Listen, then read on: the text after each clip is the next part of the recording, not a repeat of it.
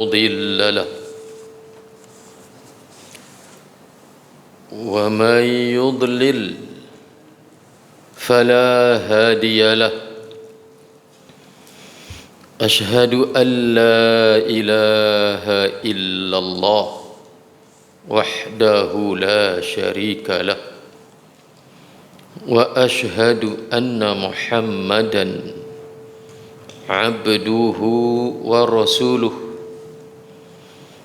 اللهم صل وسلم على محمد وعلى آله وأصحابه ومن تبعهم بإحسان إلى يوم الدين أما بعد فإن أصدق الحديث كتاب الله وخير الهدي هدي محمد صلى الله عليه وسلم وشر الأمور محدثاتها وكل محدثة بدعة وكل بدعة ضلالة وكل ضلالة في النار. Saudara-saudaraku, para bapak, para ibu, ikhwatal iman yang saya muliakan, a'azzani Allah wa iyyakum. Alhamdulillah, kita panjatkan puji syukur kehadirat Allah Subhanahu wa taala atas segala nikmat yang telah Allah karuniakan kepada kita semua. Selanjutnya salawat dan salam kita mohonkan kepada Allah Subhanahu wa taala agar senantiasa dilimpahkan dan dicurahkan kepada junjungan kita Rasulullah Nabi Muhammad sallallahu alaihi wasallam beserta keluarga beliau, para sahabat beliau, dan orang-orang yang mengikuti mereka dengan baik sampai hari kiamat nanti. Saudaraku ikhwatal iman, para bapak, para ibu yang saya muliakan, hadani Allah wa iyyakum. Kita kembali bersama Mukhtasar Jami'il Ulumi wal Hikam. Bagi antum yang pegang kitab, sekarang kita berada pada Al-Hadithu Al-Khamisu, hadis yang kelima. Baik, halaman berapa itu? 27. Ya. Halaman 27, hadis kelima. Bismillahirrahmanirrahim. Qala al-musannifu rahimahullah. Telah berkata penyusun kitab ini, kata beliau, al-hadithu al-khamisu, hadis yang kelima. An Aisyah radhiyallahu anha qalat, dari ibunda kita Ummul Mukminin Aisyah radhiyallahu anha, beliau berkata,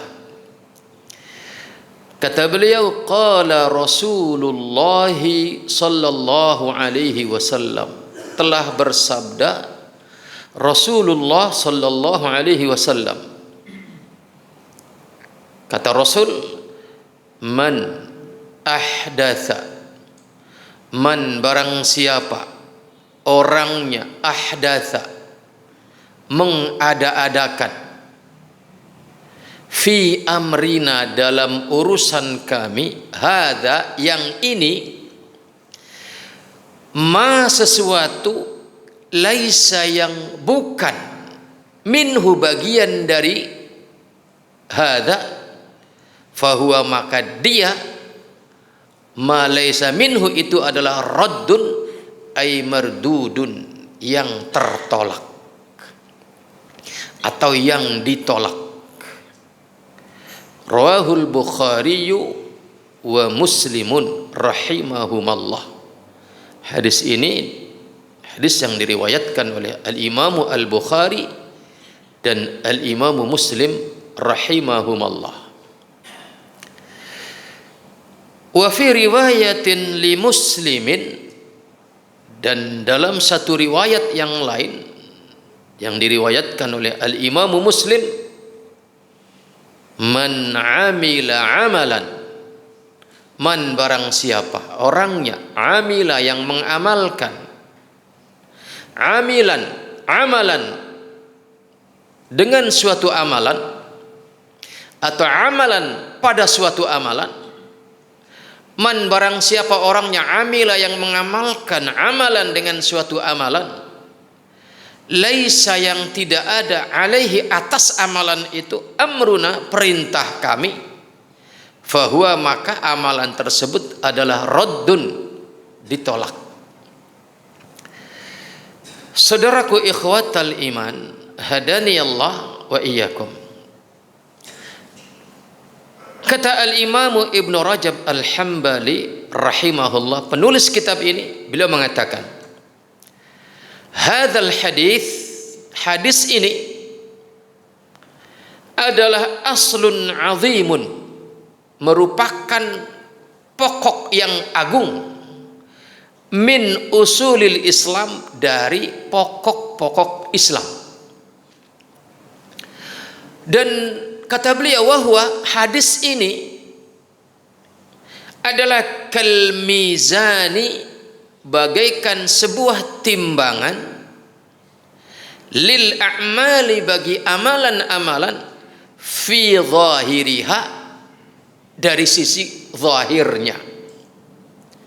Jadi amalan kita itu Pak Bu harus ditimbang, bener enggak nih amalan kita. Dari sisi zahirnya kita timbang, kemudian dari sisi batinnya kita timbang. Itulah jalan keselamatan. Timbangan untuk menimbang amalan lahiriah kita, zahir kita, amalan zahir kita, timbangannya adalah hadis ini. Hadis yang kelima dari kitab ini, di mana kata Rasul, barang siapa yang mengada-adakan sesuatu dari perkara agama ini, ya, maka apabila dia mengada-adakan sesuatu dari perkara agama yang bukan bagian daripada agama, maka dia tertolak. Atau barang siapa yang mengamalkan suatu amalan yang tidak ada perintah kami, maka dia tertolak. Ini timbangan zahirnya. Maka kata Al-Imam Ibnu Rajab, wa huwa kal mizan lil a'mali fi zahiriha. Hadis yang kita baca tadi adalah bagaikan sebuah timbangan bagi amalan lahiriah kita.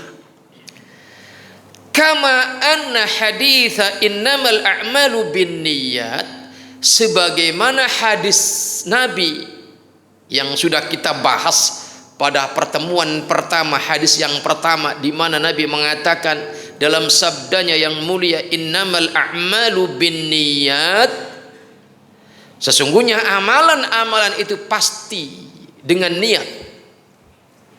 Maka hadis itu adalah mizanun, merupakan timbangan, lil a'mali bagi amalan-amalan kita, fi batiniha dari sisi batinnya.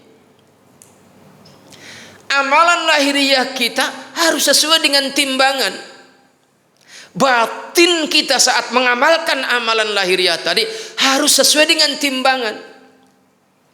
Timbangan lahiriahnya adalah tadi, man amila amalan laisa alaihi amruna fahuwa raddun. Barang siapa yang mengamalkan dengan suatu amalan yang tidak ada perintah kami, maka dia tertolak. Atau barang siapa yang mengada-ada sesuatu dari agama ini yang dia bukan bagian daripada agama, maka dia tertolak. Ini timbangan lahiriah dari amalan kita. Sedangkan timbangan batinnya adalah bahwa niat kita benar enggak niatnya. Maka walaupun benar zahirnya secara timbangan bahwa amalan itu benar sesuai dengan syariat Rasulullah, bahwa amalan itu benar lahiriahnya sesuai dengan petunjuk Rasulullah, tetapi kalau niatnya buruk, kalau niatnya rusak, bukan karena Allah, maka ini bukan ketaatan, maka ini bukan agama, maka ini bukan ketaatan kepada Allah, bahkan ini adalah kemaksiatan, atau bahkan ini adalah pembangkangan yang dosanya lebih besar, keburukannya lebih buruk daripada kemaksiatan-kemaksiatan yang asli secara zahir, secara asal. Karena ketika orang mengamalkan amalan yang syar'i, zahirnya sesuai dengan syariat Rasulullah, tapi niatnya bukan karena Allah Subhanahu wa taala, maka ini adalah kemusyrikan. Sekecil-kecilnya kemusyrikan itu adalah akbarul kabair. Sekecil-kecilnya syirik kecil itu adalah merupakan sebesar-besar dosa besar. Karena kalau syirik besar itu sudah tidak bisa dikategorikan sebagai dosa lagi, tapi dia sudah keluar daripada Islam. Maka penting kita punya timbangan ini. Timbangan zahirnya adalah syariat Rasulullah sallallahu alaihi wasallam. Timbangan batinnya adalah keikhlasan semata karena Allah Subhanahu wa taala. Fakama anna kulla amalin la yuradu bihi wajhallahi ta'ala, maka sebagaimana bahwa setiap amalan yang la yuradu bihi, tidak diinginkan dengan amalan itu wajahnya Allah. Barang siapa yang mengamalkan suatu amalan yang syar'i tetapi yang dia inginkan bukan wajah Allah Subhanahu wa ta'ala, maka falaisa li'amilihi thawabun, maka tidak ada bagi pelakunya pahala. Bukan hanya tidak ada pahala apabila seseorang mengamalkan satu amalan yang syar'i bukan dalam rangka mencari wajah Allah. Di sini dikatakan oleh Al-Imam Ibnu Rajab Al-Hambali tidak ada pahala bagi pelakunya.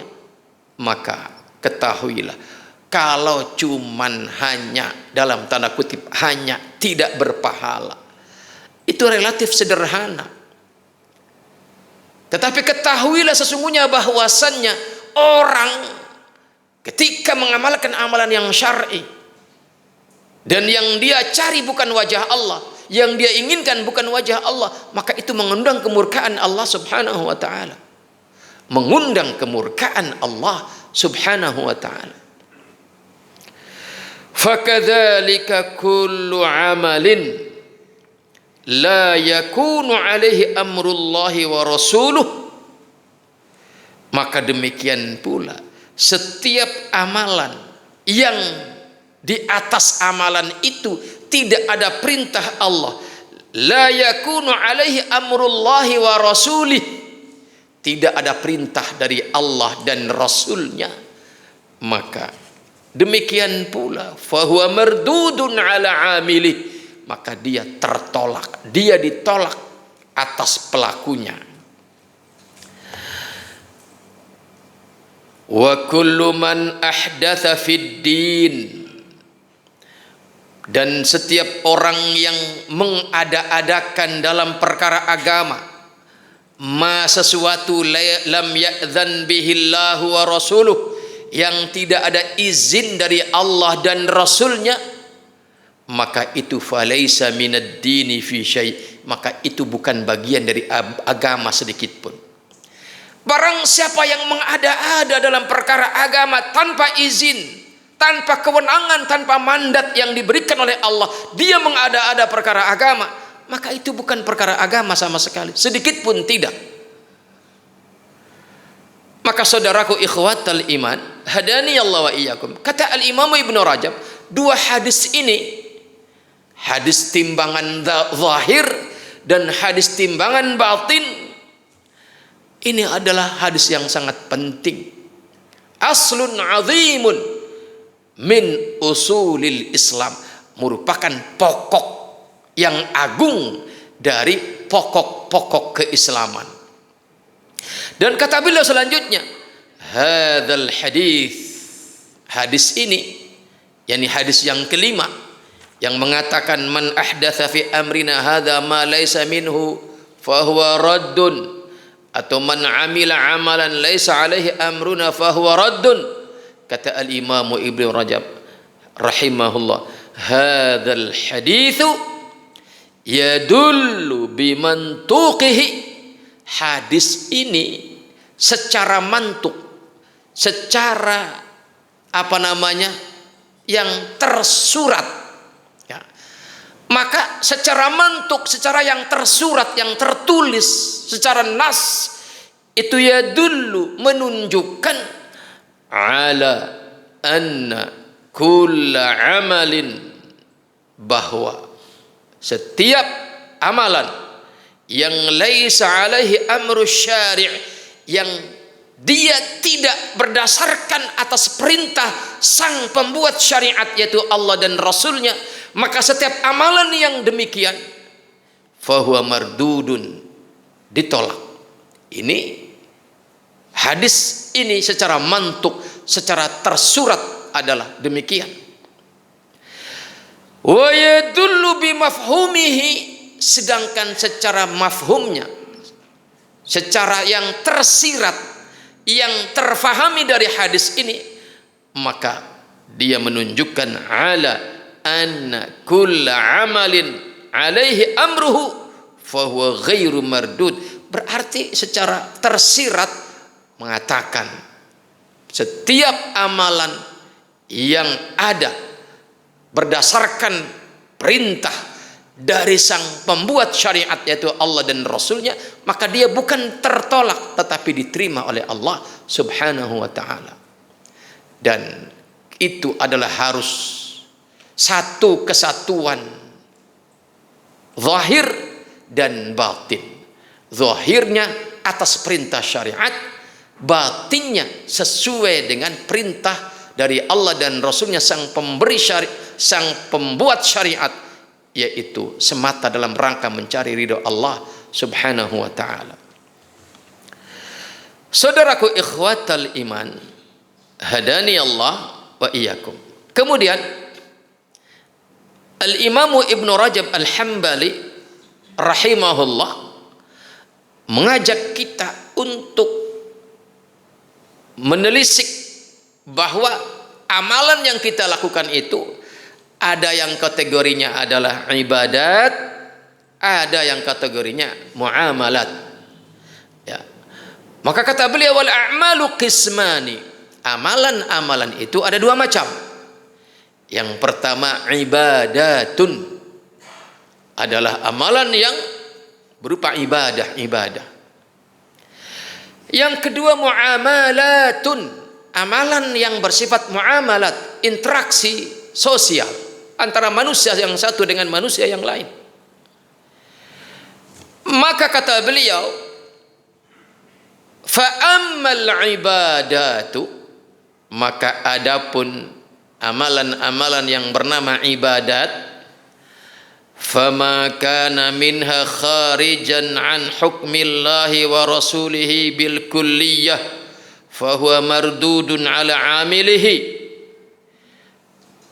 Maka setiap amalan yang kategorisasinya adalah ibadat dan dia keluar dari hukum Allah dan Rasulnya secara total, apabila sebuah amalan kategorisasinya adalah dia ibadah dan dia keluar secara total dari hukum Allah dan Rasulnya, fahuwa mardudun ala amilihi, maka dia tertolak atas pelakunya.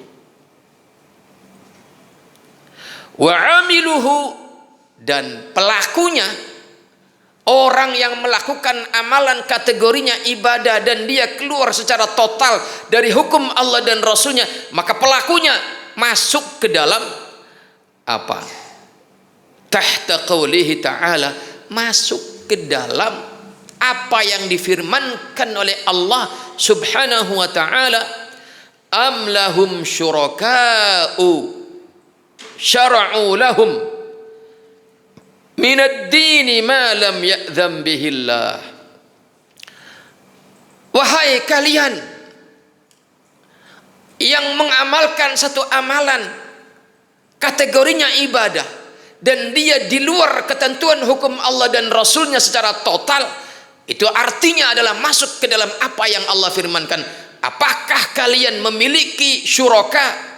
Apakah kalian memiliki tandingan-tandingan bagi Allah yang syara'u lahum, yang mana tandingan-tandingan itu telah membuat syariat buat mereka, buat kalian, minad dini, dari perkara agama ini, padahal malam ya'zam bihillah, sesuatu yang tidak ada izin dari Allah subhanahu wa ta'ala, padahal Allah tidak mengizinkan dia, padahal Allah tidak memberikan kewenangan kepadanya untuk membuat syariat.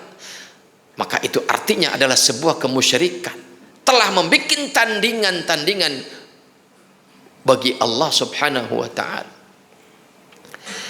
Saudaraku, ikhwatal iman, hadani Allah wa iyyakum. Maka kata al-Imam Ibnu Rajab, faman taqarraba ilallahi bi'amalin, maka barang siapa yang bertaqarrub kepada Allah dengan sebuah amalan, lam yaj'alhu Allahu wa rasuluhu qurbatan ilallah, padahal Allah tidak menjadikan amalan tersebut sebagai bentuk qurbah untuk taqarrub kepada Allah,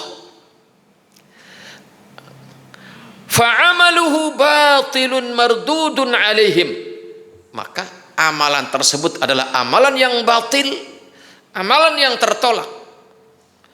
Wa huwa syabihun bihalil ladzina kanat salatuhum indal baiti muka'an wa tasdiyah, adalah itu serupa dengan keadaan orang yang melakukan salat di sisi Baitullah hanya dengan apa? Tepuk tangan dan siulan.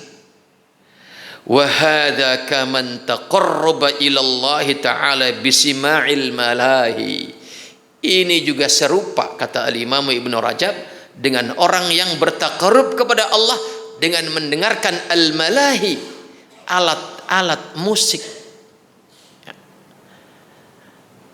Orang yang dalam rangka mengklaim beribadah kepada Allah subhanahu wa ta'ala, kemudian dia iringi dengan al-malahi, alat-alat musik, maka ini adalah dikatakan oleh al-Imam Ibnu Rajab adalah ibadah yang kharij an hukmillahi wa rasulih, keluar dari ketentuan hukum Allah dan Rasulnya. Au birraqsi, atau beribadah kepada Allah, taqarrub kepada Allah dengan tarian-tarian. Wa ma asbaha dzalika minal muhdatsat, dan yang semisal itu dari perkara yang diada-adakan, allati lam yashra'illahu wa rasuluhu at-taqarruba biha bil kulliyah, yang tidak disyariatkan oleh Allah dan Rasulnya secara keseluruhan. Saudaraku ikhwatal iman, hadani Allah wa iyyakum. Maka di sini ada kalimat penting yang harus kita pegangi, yaitu kata al-Imam Ibnu Rajab rahimahullah, walaysa ma kana qurbatan fi ibadatin yakunu qurbatan fi ghairiha mutlaqan. Ini kalimat penting. Tidaklah setiap apa yang dia merupakan taqarrub kepada Allah dalam satu ibadah, tidak mesti di momentum lain secara mutlak pasti ibadah juga. Ini kalimat penting buat kita pegangi dalam beragama, dalam rangka identifikasi ibadah kita kepada Allah Subhanahu wa taala. Bahwa kata beliau, tidak semua perkara yang dalam satu momentum disebut ibadah yang syar'i, tidak mesti di momentum lain dia pasti itu adalah ibadah yang syar'i. Contoh kasus yang diangkat oleh Al-Imam Ibnu Rajab Al-Hambali rahimahullah. Faqad ra'a an-nabiy sallallahu alaihi wasallam rajulan qa'iman fi syamsi. Nabi melihat seorang lelaki berdiri di tengah terik panas. Fasa'ala anhu, maka Nabi bertanya tentang lelaki itu.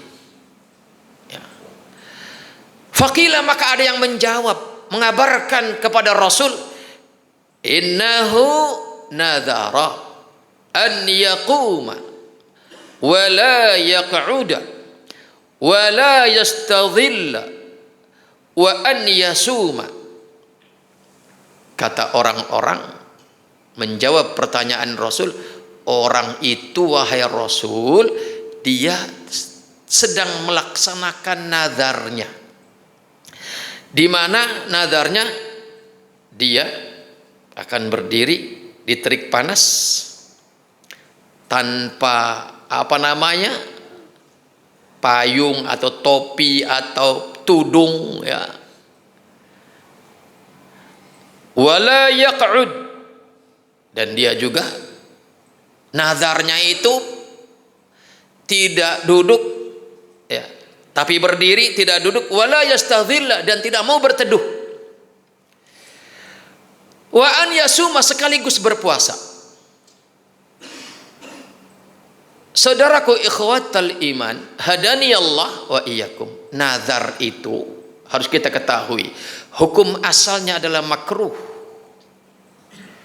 Bahkan sebagian ulama mengatakan itu hukum asalnya adalah haram.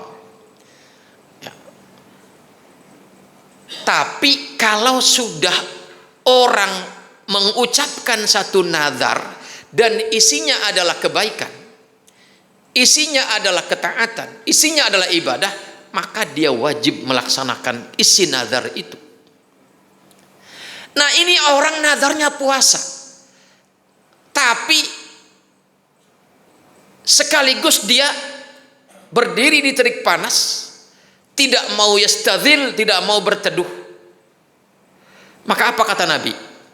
Fa amarahun Nabi sallallahu alaihi wasallam. Nabi memerintahkan lelaki itu an yaq'uda, agar duduk, wa yastadzilla, agar berteduh, wa an yutimma saumahu, sedangkan puasanya lanjutkan. Saudaraku ikhwatal iman, hadani Allah wa iyyakum.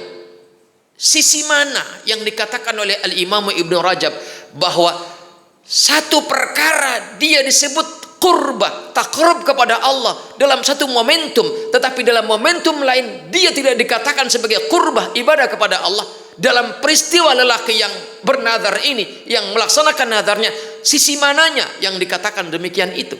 Yaitu kata Al-Imam Ibnu Rajab, falam yaj'al qiyamahu wa buruzahu lisyamsi qurbatan yuwaffa binadariha. Di mana berdirinya orang dalam melaksanakan nazar ini dan berterik panasnya orang tanpa memakai topi, itu tidak dianggap sebagai qurbah oleh Rasulullah sallallahu alaihi wasallam. Padahal ma'annal qiyam, padahal secara asal berdiri itu adalah ibadah fi mawadhi'a ukhar. Padahal berdiri itu dalam momentum-momentum lain adalah ibadah. Seperti kas-salati, berdiri dalam salat, itu adalah ibadah. Apalagi salat fardu bagi yang mampu itu merupakan rukun salat. Maka berdiri berdiri dalam sholat fardu itu adalah qurbah, ibadah kepada Allah. Tetapi berdiri dalam momentum lain, dia dia belum tentu sebagai ibadah. Contohnya tadi, orang yang melaksanakan nazar, berpuasa sambil berdiri di terik panas. Kata Nabi, suruh dia duduk, suruh dia berteduh, sedangkan puasanya lanjutkan. Berarti momentum pelaksanaan nazar yang notabene adalah puasa itu adalah ibadah. Tetapi ketika pelaksanaan ibadah puasa karena atas dasar nazar yang telah dia ucapkan itu, berdiri yang secara asal dalam momentum sholat itu adalah ibadah, tetapi dalam momentum ini dia bukan ibadah. Demikian juga buruzuhu lisyams, ketika dia tidak bertopi, ketika dia berterik-terik panas, di mana kas-salati wal adhani wad du'a'i bi Arafah, berdiri dalam salat, berdiri dalam azan, berdiri saat berdoa di tanah Arafah, ini adalah ibadah. Jadi yang namanya berdiri dalam momentum salat, dalam momentum azan, jangan azan duduk ya. Saya jadi ingat anak saya yang kedua, yang masih kecil dia, waktu masih di kampung sana Tugu ya, saya suruh azan kan, azan duhur. Begitu saya masuk ke masjid, dia azan, memang azan dia, tapi sambil duduk gitu. Sambil dengkulnya ditekuk, sambil satu pegang mic, satu usap-usap rambut, kayak orang nyantai begitu ya, karena dia tidak ngerti kan, kayak orang takbiran begitu kan. Artinya saudaraku ikhwatal iman, berdiri dalam momentum sholat, berdiri dalam momentum azan, berdiri dalam momentum berdoa saat di tanah Arafah, itu adalah ibadah, itu adalah qurbah ilallah. Tetapi tidak mesti dalam momentum yang lain berdiri itu adalah sebagai qurbah, sebagai ibadah kepada Allah subhanahu wa ta'ala.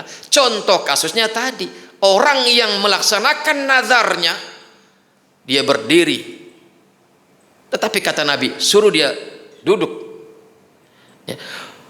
Wal buruzu lisyamsi adalah qurbatun lil muhrim.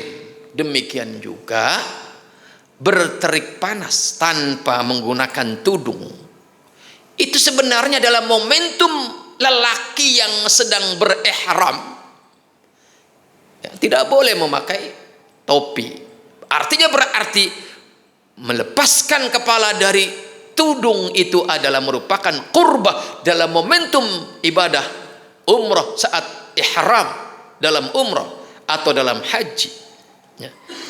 Tetapi ketika seseorang itu ya, digunakan dalam momentum pelaksanaan nazar, itu bukanlah qurbah, bukanlah ibadah kepada Allah subhanahu wa ta'ala.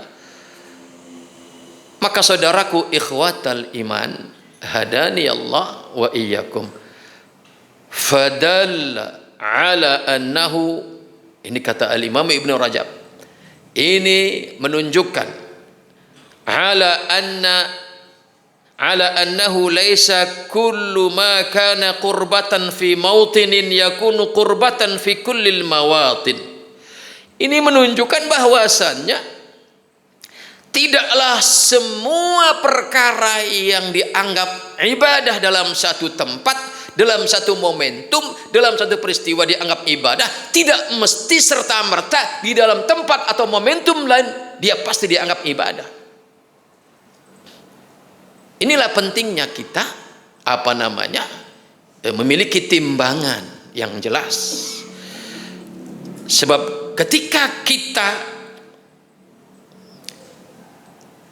menganggap demikian dalam bermanhaj, di dalam beragama, maka itu artinya kita terperosok ke dalam perbuatan bid'ah.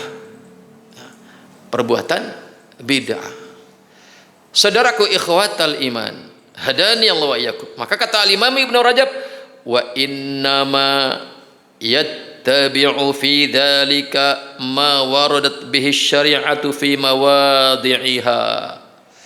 Sesungguhnya kita itu harus dalam perkara ini, dalam perkara amalan yang kategorisasinya ibadat, maka kita harus yattabi'u, harus ittiba' kepada apa yang datang dari syariat yang mulia itu fi mawadhi'iha, sesuai dengan apa tempatnya masing-masing. Makanya di dalam kitab Bulughul Maram ya, dikatakan bahwasannya oleh Al-Imam As-San'ani ya, di sana dalam syarahnya, syarah Bulughul Maram ya, katakan bahwasannya setelah salam itu adalah bukan membaca Fatihah, walaupun secara asal Fatihah itu adalah secara jenis adalah datang dari Allah dan Rasulnya, datang dari syariat yang mulia ini, tetapi ketika bukan pada tempatnya, nah di sini bermasalah, bukan mempermasalahkan bacaan, jenis bacaannya, tetapi penempatannya yang tidak proporsional, bukan mengikuti ma waradat bihi syari'atu fi mawadhi'iha, tidak mengikuti syariat di dalam penempatan-penempatan sesuai dengan tempatnya masing-masing. Maka saudaraku ikhwatal iman, hadani Allah wa iyyakum. Di sinilah pentingnya kita beristiqamah di atas manhaj para salaf yang saleh. Di sinilah pentingnya kita beristiqamah di atas apa yang Rasul dan para khulafaur rasyidin dan para sahabatnya pegangi dan kenali sebagai bagian daripada agama. Makanya saudaraku ikhwatal iman, hadani Allah wa iyyakum, definisi as-sunnah itu di mana kita harus berpijak di atas as-sunnah di dalam beragama, maka kita harus melihat paling tidak 3 nas yang datang dari Rasulullah sallallahu alaihi wasallam, di mana kata Nabi, alaikum bisunnati, kata Rasul, wajib atas kalian berpegang teguh dengan sunnahku. Ini satu. Yang kedua, wa sunnati al-khulafa'ir rasyidin al-mahdiyyin min ba'di, dan wajib atas kalian berpegang teguh dengan sunnah para khulafa'ur rasyidin sesudah aku. Addu 'alaiha bin nawajid, pegangi, gigit dengan gerahammu. Karena kalau kita menggigit dengan gigi depan, gigi seri, itu bisa rontok gigi kita. Tapi kalau kita gigit dengan gigi geraham, maka dia akan mencengkram dengan kokoh. Ini yang kedua. Dan yang ketiga yang harus kita pasang dalam benak kita adalah, di mana Nabi ketika menjelaskan tentang orang yang selamat adalah kata Nabi, ma ana alaihi al-yauma wa ashabi, yaitu siapa yang berpijak dengan apa yang aku dan para sahabatku berpijak di atasnya hari ini. Maka artinya saudaraku ikhwatal iman, hadani Allah wa iyyakum, beragama itu adalah beragama apabila ada sunnah Rasulullah. Alaikum bisunnati, kata Rasul, atau alaikum bisunnati al-khulafa'ir rasyidin al-mahdiyyin min ba'di, yaitu walaupun seumpama tidak dilaksanakan oleh Rasul, tetapi paling tidak itu adalah sunnahnya para khulafaur rasyidin.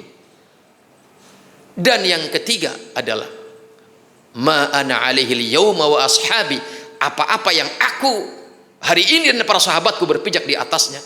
Maka sebagaimana dikatakan oleh Al-Imam Asy-Syatibi rahimahullah, beragama itu adalah harus kita pastikan bahwa itu adalah perkara yang sudah dikenal oleh para sahabat, bahwa perkara itu adalah bagian daripada agama.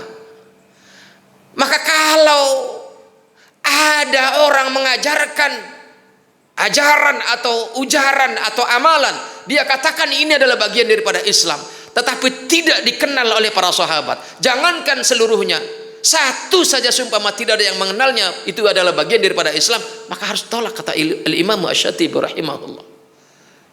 Maka kata Al-Imam Malik, malam yakun yawma idzin dinan fala yakunu liyawma dinan. Apa-apa yang pada hari itu, hari-harinya Rasulullah dan para sahabatnya tidak dikenal sebagai bagian daripada agama, maka sampai hari ini dia bukan bagian daripada agama.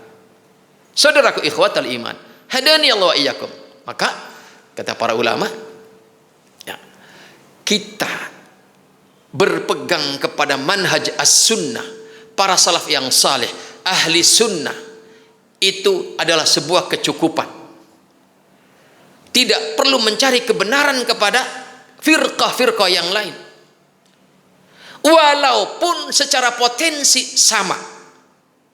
Karena orang-orang yang bukan Rasul itu bukanlah orang yang maksum. Maka ketika orang sudah berpegang dengan manhaj ahli sunnah wal jamaah, para salaf yang saleh, maka ketika dia ada satu kesalahan, itu adalah bukan kesalahan manhaj, bukan kesalahan metode, bukan kesalahan manhaj beragama, tetapi itu kesalahan manusiawi.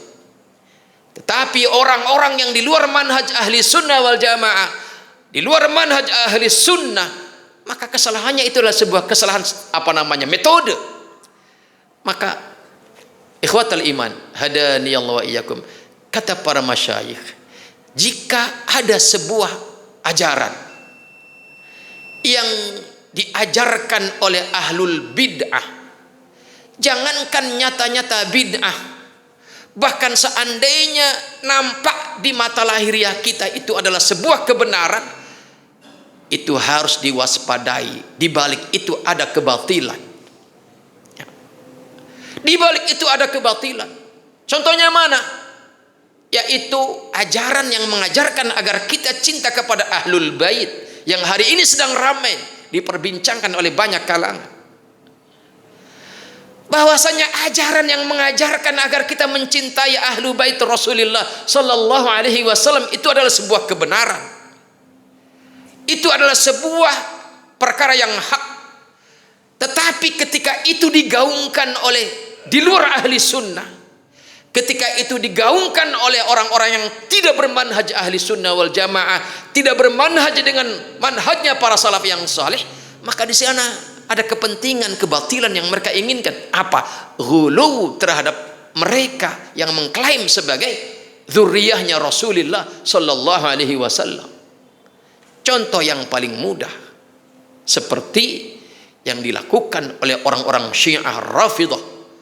Mereka mengajarkan agar kita cinta kepada Al-Imam Ali radhiyallahu anhu, padahal kita tidak perlu diajari oleh mereka. Mereka mengajari kita cinta kepada Al-Imam Ali, itu sama saja mereka mengajari berenang kepada air, kepada ikan-ikan. Ya. Mereka mengajari kita agar cinta kepada Al-Imam Ali, itu sama saja mengajari ikan berenang. Padahal yang mereka inginkan di balik ajaran cinta kepada Ahlul Bait, wabil khusus kepada Al-Imam Ali, itu adalah apa? Sebuah tindakan yang berlebihan, al-ghulu fid din. Bahkan sampai kepada tingkat apa? Mengkultuskan Al-Imam Ali radhiyallahu anhu, atau kalaupun tidak sampai kepada tingkat mengkultuskannya, paling tidak kemudian mereka merendahkan sahabat-sahabat Rasul yang senior yang lain seperti Al-Imam Abu Bakar As-Siddiq radhiyallahu anhu, Umar bin Khattab radhiyallahu anhu, Utsman bin Affan radhiyallahu anhu, dan yang lainnya. Maka itu adalah sebuah kesalahan manhaj. Sedangkan kalau kemudian kita ahli sunnah ada kesalahan-kesalahan, bukan karena kesalahan manhaj, tetapi karena keterbatasan kita, maka tidak perlu kita punya jargon. Kita harus ngaji kepada kelompok atau firqah yang lain yang notabene adalah ahlul bid'ah, karena dengan alasan toh di sana juga ada kebenaran. Maka kita katakan kebenaran yang ada dalam manhaj ahli sunnah, kebenaran yang ada dalam manhaj para salaf yang saleh itu sudah cukup buat kita. Maka tidak perlu kita mencari di tempat yang lain. Saudaraku ikhwatal iman, hadani Allah wa iyyakum. Sebaliknya, saya tutup dengan kalimat bahwa ketika itu kharij an hukmillah, sebuah amalan yang keluar dari hukum Allah dan Rasulnya, maka itu artinya adalah bid'ah. Makanya kata Syekh Al-Utsaimin rahimahullah, yang namanya bid'ah itu kullu aqidatin au qaulin au amalin yata'abbadu bihil insanu lillahi azza wa jal wa laysa mimma jaa fi syari'atillah. Ini definisi yang Masya Allah menurut saya yang paling kokoh, di mana beliau mengatakan yang namanya bid'ah itu setiap perkara akidah atau setiap perkara yang berupa ucapan atau berupa perbuatan yang dengannya seseorang meyakini sedang beribadah kepada Allah Subhanahu wa taala padahal dia tidak datang dari syariatnya Rasulullah, maka itu adalah bid'ah. Ada orang berucap dan dia meyakini ucapan ini adalah ibadah kepada Allah. Ada orang mengamalkan satu amalan dan dia meyakini ini adalah ibadah kepada Allah, tetapi laisa min syariatillah, laisa mimma jaa fi syariatillah, maka dia adalah bid'ah. Jadi ucapan apapun kalau diyakini oleh pengucapnya ini ibadah kepada Allah padahal tidak disyariatkan oleh Allah dan Rasulnya, amalan apapun yang diyakini oleh pelakunya sedang beribadah kepada Allah padahal dia bukan datang dari syariatnya Rasulullah sallallahu alaihi wasallam, apalagi dalam perkara akidah yang tidak dikenal sebagai akidah yang pernah diajarkan oleh Rasul kepada para sahabatnya, maka itulah bid'ah. Maka kata beliau, al bid'atu kullu aqidatin, setiap akidah, au qaulin, atau setiap ucapan, au amalin, atau setiap amalan, yata'abbadu bihil insan, yang dengannya orang merasa sedang beribadah kepada Allah, walaysa mimma jaa min syariatillah, walaysa mimma jaa fi syariatillah, padahal dia tidak berdasarkan syariatnya Allah, maka itulah bid'ah. Dan kembali saya ingatkan, tidak semua perkara amalan ibadah di satu momentum pasti itu ibadah di momentum yang lain. Seperti tadi orang yang melaksanakan nadar berpuasa sambil berdiri, sambil berterik-terik panas, padahal berdiri dalam momentum sholat, berdiri dalam momentum azan, dalam momentum saat berdoa di tanah Arafah, itu adalah qurbah, ibadah kepada Allah. Tetapi tidak serta-merta kemudian dalam momentum pelaksanaan puasa dalam nadar itu dianggap ibadah. Maka kata Nabi, perintahkan dia duduk. Demikian juga ketika berpanas-panas, kepala tanpa tudung dalam momentum ihram saat orang umrah atau haji, itu adalah qurbah, ibadah kepada Allah. Tetapi ketika dia pakai dalam momentum pelaksanaan puasa nadar, maka itu bukanlah ibadah kepada Allah Subhanahu wa taala. Demikian juga contoh kasus tadi, membaca Al-Fatihah ba'da salam dari salat, itu kata Al-Imam As-San'ani rahimahullah adalah salah tempat. Wallahu a'lam bishawab. Subhanakallahumma bihamdika asyhadu an la ilaha illa anta astaghfiruka wa atubu ilaik. Assalamualaikum warahmatullahi wabarakatuh.